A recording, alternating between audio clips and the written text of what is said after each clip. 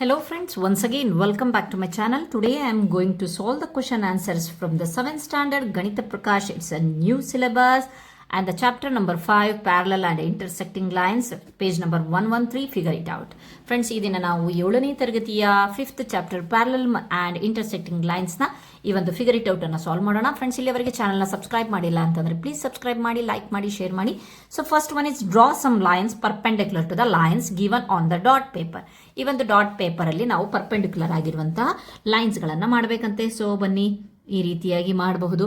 So we know that ಇಲ್ಲಿ perpendicular line ಅಂದರೆ it forms a 90 degree ಅಂತ ಹೇಳಿ. ಸೊ ಇದಕ್ಕೆ ಪರ್ಪೆಂಡಿಕ್ಯುಲರ್ ಆಗಿ ಈ ರೀತಿಯಾಗಿ ಮಾಡಬಹುದು, ಇಲ್ಲೊಂದು ಓಕೆ. ಇದಕ್ಕೆ ಪರ್ಪೆಂಡಿಕ್ಯುಲರ್ ಆಗಿ ನಾವು ಈ ರೀತಿಯಾಗಿ ಮಾಡಬಹುದು. ಸೊ ಇದನ್ನ ಯಾವುದಾದ್ರೂ ಲೆಕ್ಕಕ್ಕೆ ತಗೊಬೋದು. ಸೊ ಒಂದಂತ ಹೇಳಿದರೆ ಒಂದನ್ನು ಮಾಡ್ತಿದ್ದೀನಿ. ಸೊ ಇಲ್ಲಿಗೆ ಬಂದಾಗ ನಾವು ಯಾವ ರೀತಿಯಾಗಿ ತಗೋಬಹುದು ಅಂತ ಅಂದರೆ, ಸೊ ಈ ರೀತಿಯಾಗಿ ತಗೊಬೋದು. ಇಲ್ಲೂ ಸಹ ಬರುತ್ತೆ. Okay, fine. Next question in figure 5. So ಇದನ್ನು ನಾವು ನೋಟ್ಸಲ್ಲಿ ಮಾಡೋಕ್ಕಾಗಲ್ಲ, ಸೊ ಟೆಕ್ಸ್ಟ್ ಬುಕ್ಕಲ್ಲೇ ನೀವು ಮಾಡ್ಕೊಳ್ಳಿ. In figure 5.11 mark the parallel lines using the notation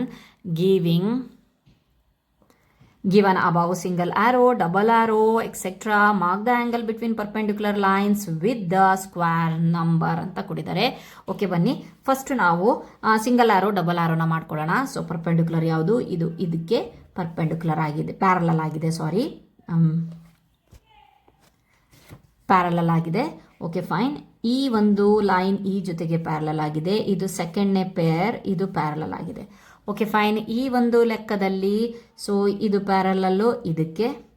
fine. Next ಅದಾದ್ಮೇಲೆ ನೆಕ್ಸ್ಟು ಯಾವುದು? ಇದು ಪ್ಯಾರಲಲ್ ಇದಕ್ಕೆ, ನೀವು ನೋಡ್ತಾ ಇದ್ದೀರಾ, ಇದು ಇದಕ್ಕೆ ಪ್ಯಾರಲಲ್ ಆಗಿದೆ. Okay, fine. ಸೊ ಅದಕ್ಕೆ ನಾನು 2 ಆ್ಯರೋಸ್ ಬಿಡಿಸೋಣ. ಅದೇ ರೀತಿ ಈ ಲೈನ್ ಇದಕ್ಕೆ ಪ್ಯಾರಲಲ್ ಆಗಿದೆ. ಸೊ ನಾನು 3 ಆ್ಯರೋಸ್ ಬಿಡಿಸ್ತೀನಿ ಇದಕ್ಕೆ. ಓಕೆ, ಈಸಿಯಾಗಿ ಐಡೆಂಟಿಫೈ ಆಗೋಸ್ಕರ. ನೆಕ್ಸ್ಟ್ ಇಲ್ಲಿ ಯಾವುದೂ ಸಹ ಪ್ಯಾರಲಲ್ ಆಗಿಲ್ಲ, ಬಟ್ ಇಲ್ಲಿ 90 ಡಿಗ್ರಿ ಆಗಿದೆ. ಪರ್ಪೆಂಡಿಕ್ಯುಲರ್ ಲೈನ್ ಇದೆ, ಬಟ್ ಪ್ಯಾರಲಲ್ ಲೈನ್ಸ್ ಯಾವುದೂ ಇಲ್ಲ. ಸೊ ಬನ್ನಿ ನೆಕ್ಸ್ಟ್ ನೋಡೋಣ. ಓಕೆ, ಇಲ್ಲಿ ನೋಡಬಹುದು ನೀವು, ಇದು ಪರ್ಪೆಂಡಿಕ್ಯುಲರ್ ಇದೆ, ಇದು ಸಹ ಪರ್ಪೆಂಡಿಕ್ಯುಲರ್, ಇದು ಸಹ. ಈಗ ಪ್ಯಾರಲಲ್ ನೋಡಿದ್ರೆ ಇದು ಇದ್ರ ಜೊತೆಗೆ ಪ್ಯಾರಲಲ್ ಇದೆ, ಈ ಲೈನ್ಸ್ ಇದ್ರ ಜೊತೆಗೆ ಪ್ಯಾರಲಲ್ ಇದೆ. Okay, fine. ನೆಕ್ಸ್ಟ್ ಇಲ್ಲಿ ಕ್ವಶನ್ ಬಂದಿದೆ, ಏನಪ್ಪಾ ಅಂತ ಅಂದರೆ, how did you spot the perpendicular lines. ಇಲ್ಲಿ ಪರ್ಪೆಂಡಿಕ್ಯುಲರ್ ಲೈನ್ ಅನ್ನ ಯಾವ ರೀತಿಯಾಗಿ ಸ್ಪಾಟ್ ಮಾಡಿದ್ರಿ ನೀವು ಅಂತಂದ್ರೆ, ದ ಸೆಕೆಂಡ್ ಕ್ವಶನ್, ಒಂದನಕ್ಕೆ answer, lines that intersect at 90 degree angles are called perpendicular lines. ಎಲ್ಲಿ 90 ಡಿಗ್ರಿ ಫಾರ್ಮ್ ಆಗಿದೆಯೋ ಅದೆಲ್ಲ ಪರ್ಪೆಂಡಿಕ್ಯುಲರ್ ಅಲ್ವಾ? ಸೊ ಹಾಗಾಗ್ಬಿಟ್ಟು ಅದಕ್ಕೆ ನಾವು ಎಕ್ಸ್ಪ್ಲನೇಷನ್ ಕೇಳಿದ್ದಾರೆ. Lines that intersect at 90 degree angle are called perpendicular lines. ಲಂಬ ರೇಖೆಗಳು ಅಂತ ಕನ್ನಡದಲ್ಲಿ ಹೇಳ್ತೀವಿ, ಪರ್ಪೆಂಡಿಕ್ಯುಲರ್ ಲೈನ್ಸ್. Okay, fine. ಇಷ್ಟು ನಾವು ಎಕ್ಸ್ಪ್ಲನೇಷನ್ ಕೊಡಬೇಕಾಗತ್ತೆ. ಬಿ ಯಲ್ಲಿ how did you spot the parallel lines. ಹಾಗಾದರೆ ನಾವು ಸಮಾಂತರ ರೇಖೆಗಳನ್ನು ಯಾವ ರೀತಿಯಾಗಿ ಡಿಸೈಡ್ ಮಾಡಿದ್ದೀವಿ ಅಂತಂದರೆ, lines that do not meet.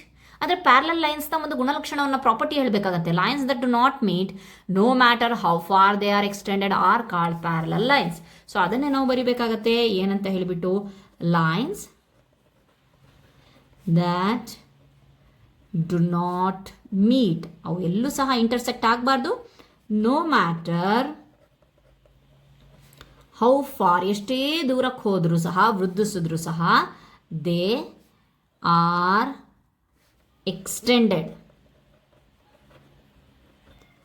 are called parallel lines. ಅದನ್ನು ನೋಡಿಕೊಂಡು ನಾವಲ್ಲಿ ಫಿಗರಲ್ಲಿ ಏನು ಮಾಡಿದ್ವಿ, ಇವು ಪ್ಯಾರಲಲ್ ಲೈನ್ಸ್, ಇವು ಪರ್ಪೆಂಡಿಕ್ಯುಲರ್ ಲೈನ್ಸ್ ಅಂತ ಹೇಳಿ ತೋರಿಸಿ. Lines that do not meet no matter how far they are extended are called parallel lines.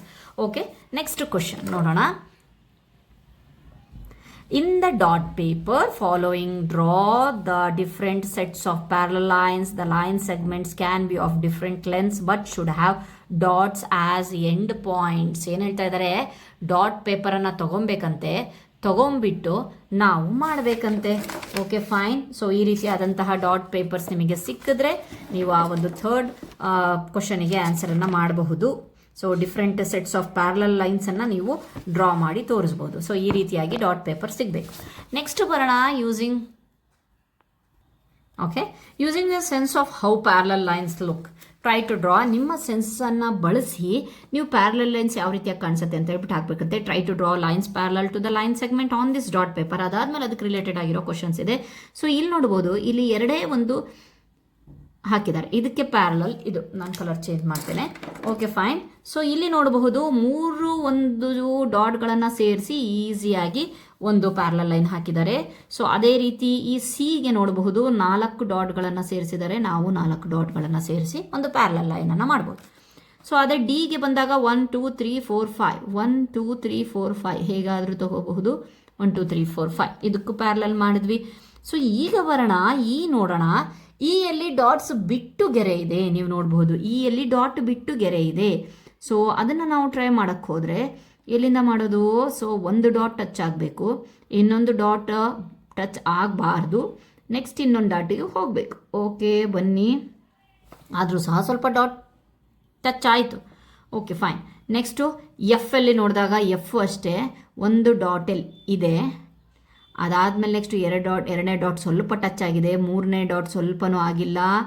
Next 4 ಇಲ್ಲಿದೆಯಲ್ಲ, 4 ಸಹ ಆಗಿಲ್ಲ. ಹೋಗ್ತಾ ಹೋಗ್ತಾ ಹೋಗ್ತಾ ಹೋಗ್ತಾ 5 ಟಚ್. ಓಕೆ, ಸ್ವಲ್ಪ ಕಷ್ಟ ಆಯ್ತಲ್ವ. ಅದೇ ರೀತಿ ಜಿಯನ್ನು ಬರೋಣ ಡೈರೆಕ್ಟಾಗಿ, ಅದು ಇಲ್ಲ. ಸೊ ಮೊದಲನೇ ಒಂದು ಡಾಟಿಗಿದೆ, ಅದಾದಮೇಲೆ ನೆಕ್ಸ್ಟು 2ನೇ ಡಾಟನ್ನು ಟಚ್ ಮಾಡಿಲ್ದಂಗೆ 3ನೇ ಡಾಟನ್ನು ಸ್ವಲ್ಪ ಟಚ್ ಮಾಡಿ 4ನೇ ಡಾಟನ್ನು ಟಚ್ ಮಾಡ್ತಾ ಇದೆ. ಇದಕ್ಕೆ ಪ್ಯಾರಲಲ್ ಇದೆ ಅಂತ ಹೇಳಿ. ಸೊ ಇದು ಸಹ ಕಷ್ಟ ಆಯಿತು. ಹೆಚ್ಚು ಕೂಡ ಸಹ ನೀವು ಟ್ರೈ ಮಾಡಿ, ಬಹಳ ಇದಿದೆ, ಸ್ವಲ್ಪ ಕಾಂಪ್ಲಿಕೇಟೆಡ್ ಇದೆ. ಸೊ ಮೊದಲನೇ ಡಾಟು ಆಗಿದೆ, ಸೊ 2ನೇ ಡಾಟ್ ಸ್ವಲ್ಪ ಟಚ್ ಆಗಿದೆ, 3ನೇ ಡಾಟ್ ಟಚ್ ಆಗಿಲ್ಲ. ಅದೇ ರೀತಿ ಸೊ ನೀವು ಟ್ರೈ ಮಾಡಿ ಇದನ್ನು. ಸೊ ನೆಕ್ಸ್ಟ್ ನಾನು ಹೋಗ್ತೇನೆ. So first question is did you find it challenging to draw some of them? Yes ಅಲ್ವಾ. 4ನೇ ಕ್ವಶನಲ್ಲಿ A1 ಎಸ್, ಕೆಲವೊಂದು ನಮಗೆ ಚಾಲೆಂಜಿಂಗ್ ಆಗಿತ್ತು. So yes, some line segments are a little more difficult to draw than others. ಬೇರೆಕ್ಕಿಂತ ಕೆಲವೊಂದು ಕಷ್ಟ ಆದವು.